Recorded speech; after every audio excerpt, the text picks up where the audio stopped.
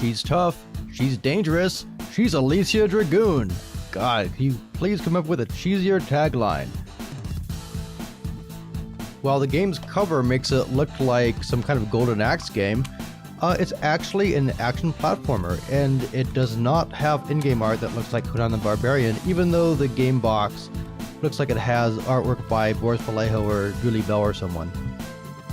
I guess they didn't think that this was kick-ass enough for American audiences, even though this one suits the game a bit more than the artwork that we got in the States.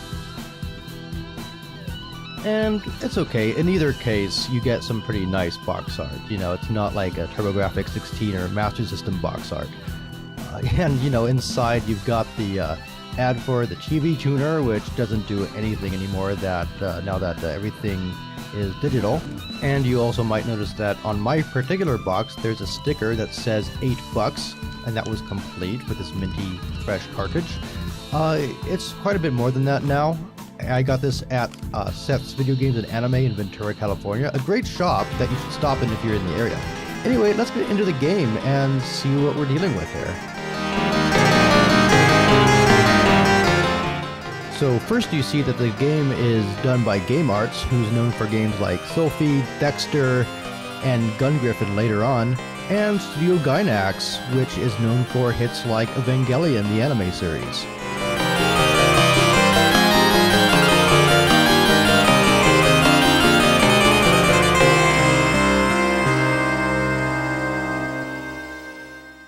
Now, I don't know what Gainax did on this game or whether there's an anime tie-in, but the game has a lot of polish, it has great art, great music, and is all around one of those hidden gems on the Genesis.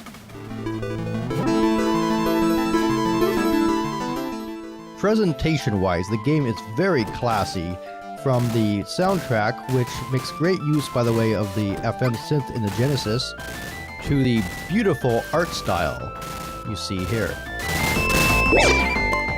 So let me explain what's happening. This game plays very differently from, say, Gunstar Heroes or Contra or, other action platformers. You see here that I have a lightning attack that hits everything in the direction that I'm facing, much like in Thexder. And you really have to pace yourself well in this game because you can't continually fire without running out of juice, so you have to kind of tap the button and use it somewhat sparingly. If you don't fire for a while, you charge up your lightning blast and you unleash this rolling thunder attack that hits everything on the screen. You also have a familiar that follows you around in the form of a dragon or little fireball guy that I have here. And they can also get damaged and level up just like you can. So part of the trick of the game is to choose the right dragon for the time and make sure they don't hit the bucket. You can also choose to power one of the dragons up or power them all up evenly, whichever style of play you prefer. The game also just has beautiful pixel art. The beef hair gives your dragon some health back, and the star powers them up and adds to their life bar and level. There's a really good variety of dragons you can switch between. There's this fire guy who hits other enemies on contact and doesn't take a lot of damage. There's the lightning dragon who just, fries everything on screen but doesn't fire very frequently. There's one with a kind of a boomerang attack that homes in. There's one that fires a powerful fireball. You get the idea. And a big part of the strategy is choosing one that suits the situation.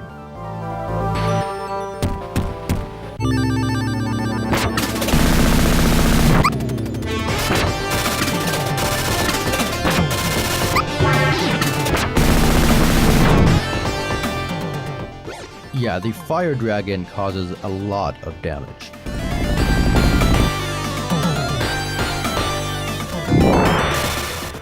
I'll be honest, I didn't like Alisia Dragoon the first couple times I played it because I would play it and rush into all the stages and just get completely worked. You really have to pace yourself like I mentioned before. And so at first I wasn't having very much fun with the game, but once I kind of got the rhythm down, I had a blast. I mean, this game really makes you feel like a badass sorceress once you get a grip on the controls and technique. I'd say it's a game that the more you play it, the more rewarding it is.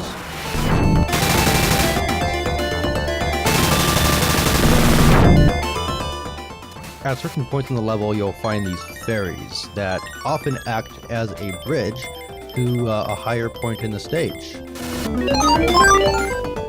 And the game is just filled with secrets, so it really rewards multiple playthroughs.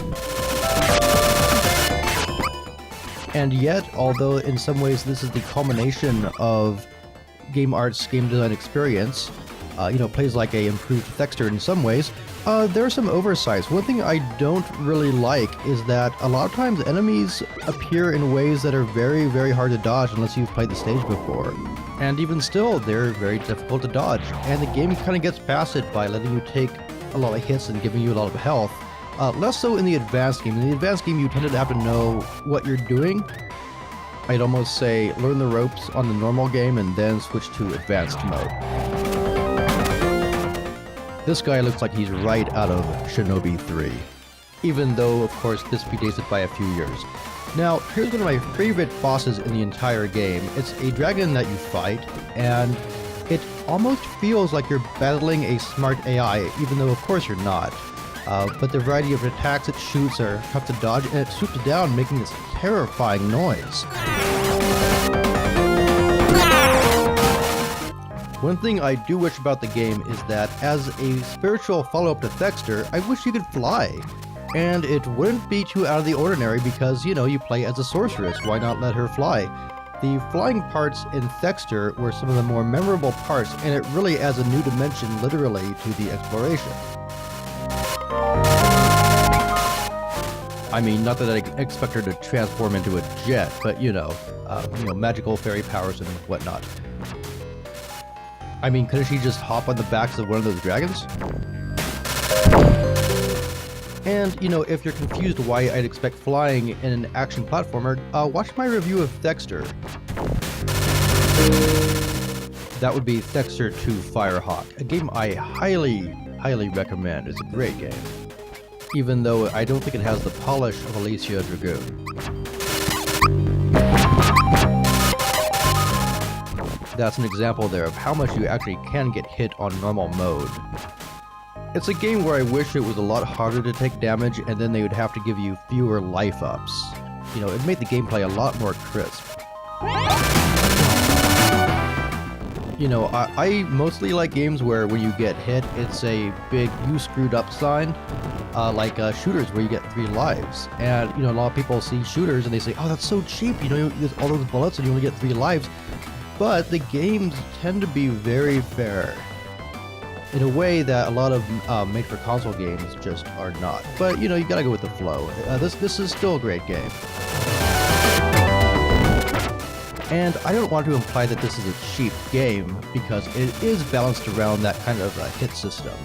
It does work out well in Alisia Dragoon terms. I always wondered if devs that make games with those kinds of hit models do so because they primarily play RPGs. That's a genre where you can do everything right and you'll still take a bit of damage. You say attack and there's a random chance you'll get hit, right?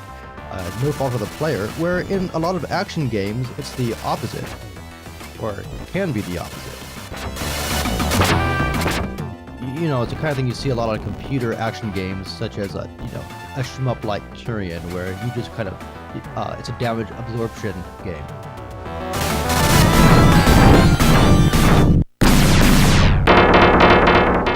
Now check out this great audio-visual design.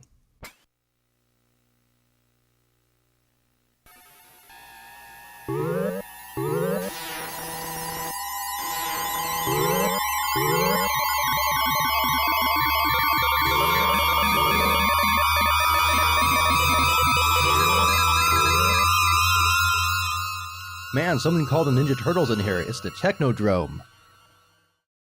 And this is a pretty cool stage design. Everything is at a 45-degree angle, and so I'm here climbing up what would normally be the wall, and it's something of a maze, but it's not a overly frustrating maze. It's not like when you get to the end of a Shinobi game and they have a bunch of doors and some of them take you back, and stuff like that.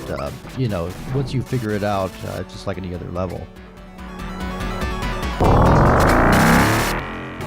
And so there you go, that pretty much sums up Alisia Dragoon.